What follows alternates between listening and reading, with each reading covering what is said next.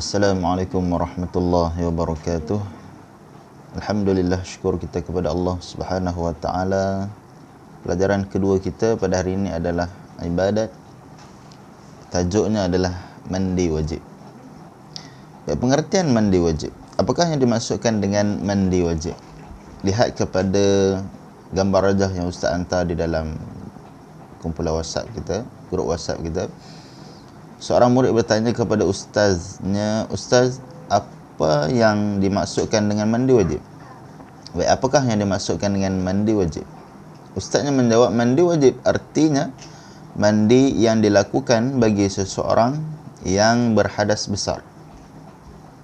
Berhadas besar ataupun mati selain daripada mati syahid. Baik, dua keadaan yang kita tahu. Yang pertama, mestilah berhadas besar. Yang kedua adalah mati.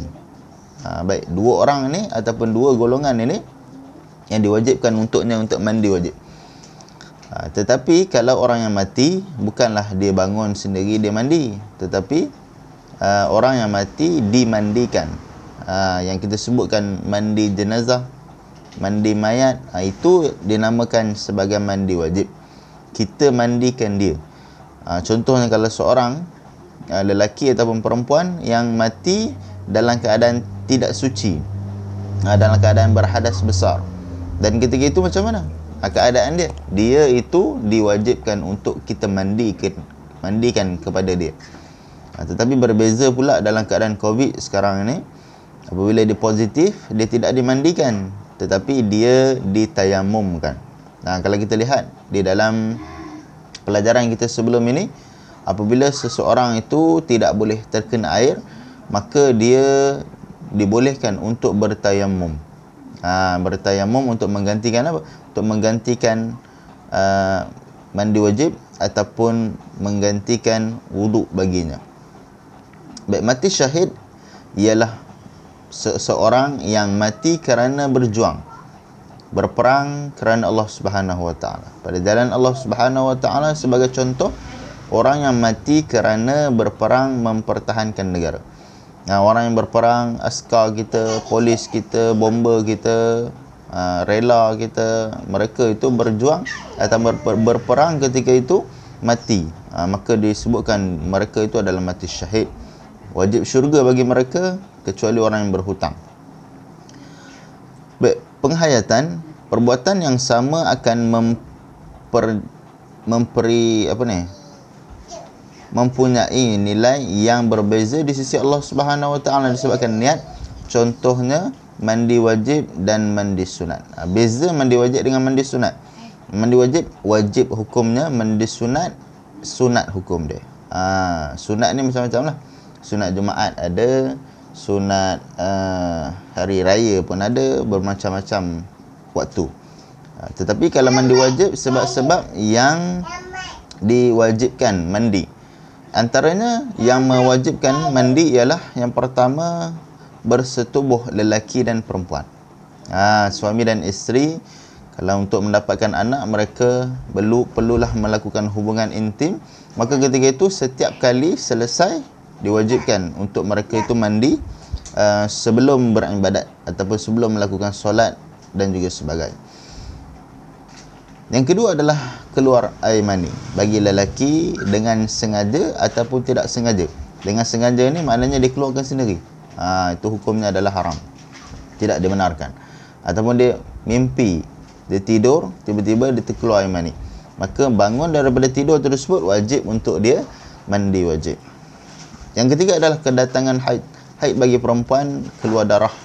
Bagi perempuan umurnya cukup 9 tahun, maka cukup 9 tahun dia kena berjaga-jaga.